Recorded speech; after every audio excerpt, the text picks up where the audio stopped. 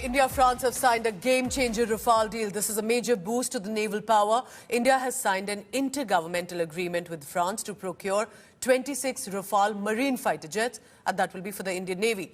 At an estimated cost of about 64,000 crore rupees, this deal finalized during a virtual event, though, on 20th April, marks a significant step. It will strengthen India's maritime capabilities. Defence Minister Rajnath Singh witnessed the signing, paving the way for the deployment of the advanced jets aboard the aircraft carrier INS Vikrant. So what are part of the agreement? The delivery of the jets, though slated to begin around 5 years after the contract signing, but eventually will add to the military arsenal of India. So here are some of the details that you need to know. What are these Rafale marine jets that are going to be added to the Indian Navy? Advanced 4.5 generation fighter jet, multi-role jet that is capable of long-range precision strikes. This is where it gets important, especially when you're talking about border safety and at the juncture where India stands presently. Which means that these jets can neutralize ships, air targets, land-based threats as well. So a multi-pronged approach that will be of use. These jets are equipped with Scalp cruise missile and Meteor missiles as well. They are equipped with the ESA radar and anti-submarine weapons too. Again, whether it's land, air or sea, they will be of benefit to the Indian Navy specifically. It boasts of Spectra electronic warfare suite. So these are cutting-edge high-tech technology that has been added. Remember, of course, it will be added to the fleet in the next few years. However, it is also a reminder of how India and France have been collaborating consistently when it comes to the defense sector. It is also in addition to how France, even in the backdrop, in the aftermath of the Pahalgam terror carnage, was one of the first countries to not just put out a statement of condemnation, but their leader personally called up Prime Minister Modi to express solidarity and support. We've had Rafale jets, remember? Then come in the Rafale marine jets. They will be added to the Indian Navy, and that addition is definitely going to ensure that Indian armed forces, will be prepared just in case needed for self-defense. Remember, India believes in restraint, in ensuring peace with its neighbors, but sadly we increasingly every day realize the kind of rogue nations as neighbors that we have. Shivani Sharma joining me, closely tracks the defense forces. Tell me more about this, Rafale marine jets, Shivani. What does it mean? It was though a virtual event, but how will it add to our arsenal? Pooja, this has been the biggest deal when India will now be getting 26 Rafale Marines for the Indian Navy, and these Rafale Marines will be deployed on the aircraft carriers of the Indian Navy, the INS Vikrant and INS Vikramaditya. And it means that this would be a game changer for Indian Navy, especially in the time when we see a lot of muscle flexing happening in the Indian Ocean region by China. And India, and especially Indian Navy, has been involved in complex operations across these blue waters, and also strengthening ties with its friends, the friendly foreign navies. So this is defense diplomacy to Navy, and these Rafale jets will be inducted into the Indian Navy. The first batch will start coming into India by 2029, and the complete order will be done by 2031. 22 of these will be single-seater Rafale marine jets, while 4 will be the trainers. There will be RMO, that would be the facility for the repair and maintenance, that will also be included in this deal. Also, the simulators for training purposes will include in this particular deal. So this is actually a big deal, Pooja, that will give the Indian Navy more teeth in the blue waters. Shivani, thank you for the updates, and we'll be tracking more of this deal and as and when it starts getting added to the fleet. Thank you very much for now. Remember why this is important. The Indian Navy is set to bolster the aerial defense capabilities with the induction of the Rafale marine fighter jets. It will be a game changer in modern warfare, but how? India Today's managing editor Gaurav Sawant explains and helps you understand why this India-France deal is so significant.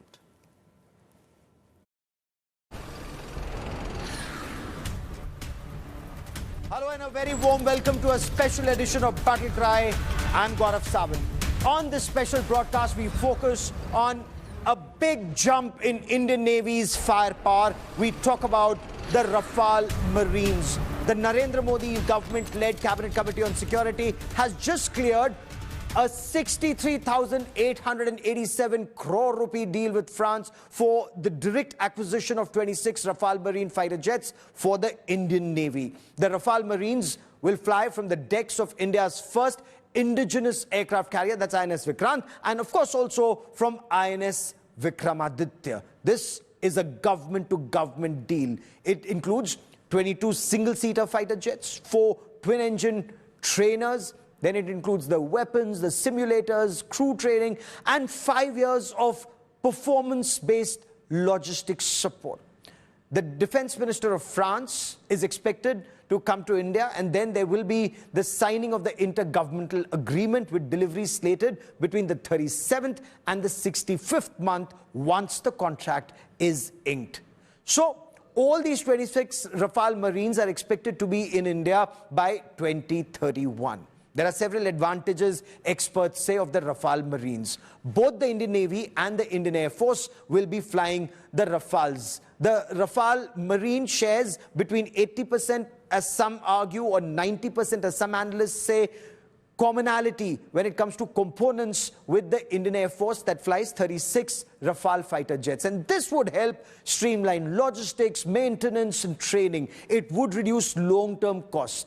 For example, spares, infrastructure, training, expertise that are already in place with the Indian Air Force. IAF Rafale maintenance facilities will be able to support the Indian Navy fleet, enhancing op efficiency and interoperability. So you have 36 plus 22 of these Rafales, or 26 of these Rafales in all, that can operate together if there is a requirement. Then Navy says that there is a proven carrier capability of the Rafale Marines because it's been designed for a short takeoff but arrested recovery, STOBAR operations. The Rafale M, analysts argue, is optimized for Indian Navy carrier-based operations. It has reinforced landing gear, a tailhook, and that jump strut nose wheel for ski jump takeoffs. It's undergone successful trials at INS Hansa. That's the Indian Navy's show-based test facility in Goa. Now, there are reports that whether it's compatibility with Indian carrier decks, it's completely compatible. Let's now take a look at the evolution of Indian Navy's fighter jets, because Indian Navy has tremendous experience in flying off aircraft carriers, a journey that started with British-built warbirds to cutting-edge Omni-role fighters today. So first up, what did the Indian Navy fly first? I want to take you through history. The Hawker Seahawk, India's first jet fighter for the Indian Navy, operated from INS Vikrant, the original INS Vikrant, in the 1960s. It retired in 1983. Next came the Elise aircraft, an anti-submarine warfare aircraft also operated from onboard INS Vikrant. It served the Indian Navy for close to 4 decades, 1960s to 2000. Then came the iconic Sea Harrier. These British-made aircraft, again, were VSTOL, virtual takeoff and landing, capable of that, and they operated from onboard INS Virat. It was the Navy's frontline fighter from 1983 till it was phased out in 2016. Currently, the Indian Navy flies the Russian-origin MiG-29K. Now, it's a very powerful multi-role fighter jet that's operating both onboard INS Vikramaditya and INS Vikrant. It's been in service since 2010. But the future, or at least what's coming in the next couple of years, once the deal is inked, are the Rafale Marines set to join the fleet, marking a new era in Indian Navy's aviation with unmatched carrier-borne capabilities and modern technology. So from the Seahawk to the Rafale M, Indian naval aviation has transformed, as the Navy says, into a force that's completely capable of projecting India's power across oceans. And with the Rafale Marines on the horizon, the Indian Navy is ready to make its presence felt in a much stronger way in the years to come, from the North Arabian Sea to the South China Sea and beyond.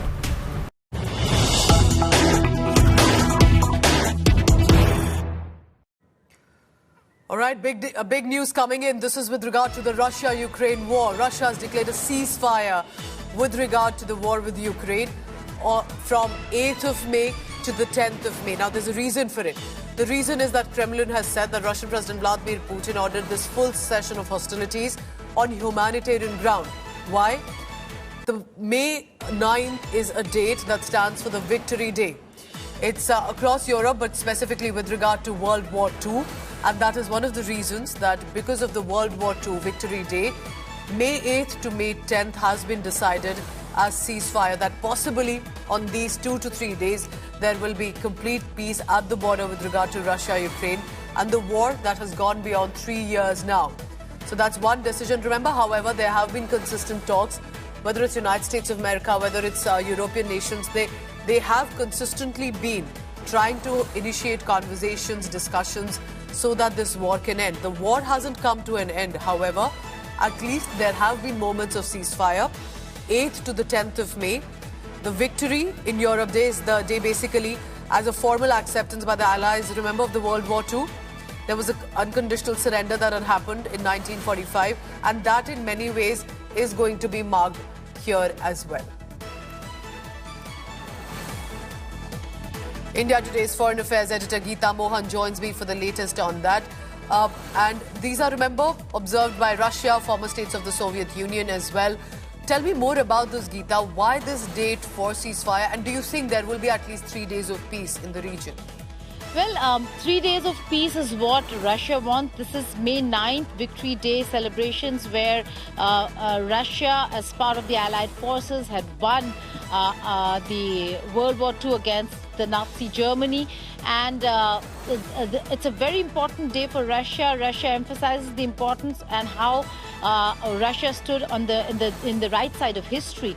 On the 9th of May, Pooja, there are going to be very important dignitaries, which according to some reports include Chinese President Xi Jinping in Russia celebrating Victory Day. In such a scenario, they would not want a situation where there is a security threat of any kind, given the fact that there have been drone strikes that have reached Moscow too. So they do not want a situation where there is a security situation or security-like situation or a threat of any kind. And therefore, from the 8th to the 10th, from the time when leaders start arriving to the time when leaders start leaving, is the window that they want to ensure that there's absolute And can that ceasefire. window be extended, Geeta? Of course, we'll be tracking all the latest on that. At least 3 days of peace in the region.